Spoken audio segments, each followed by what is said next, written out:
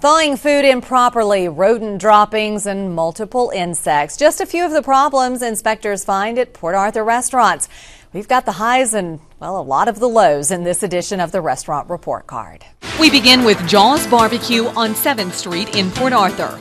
Inspector Freeman found employees not wearing hair restraints. Labels were needed on all bagged food items. Containers or lids were needed for open food. Shopping bags will not suffice. Food needed to be elevated 6 inches from the floor. A dog was found inside the restaurant, which is a violation. Test strips were needed. The food manager needed certification. The food contact surfaces needed more frequent cleaning. Inspector Freeman noted there needed to be an upgrade to commercial equipment, more frequent spot cleaning, visible thermometers, and access to a mop sink. Jaws Barbecue gets a failing grade of 59 and was closed. The next day, Inspector Freeman returned, and Jaws improved its score to a 79. Next, inspectors check out Judice's French Market Deli on 7th Street in Port Arthur. Employees had drinks in the food prep area, which is a violation of good hygienic practices.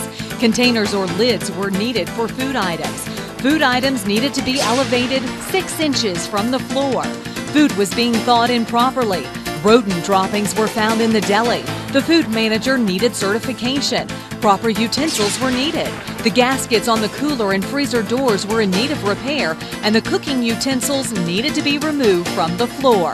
Judice's French Market Deli gets a 70. Now on to Rancho Grande Mexican Grill and Bar on Memorial Boulevard.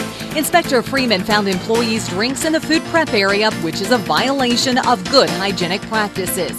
Containers or lids are needed for all open food items. Food items needed to be elevated 6 inches from the floor.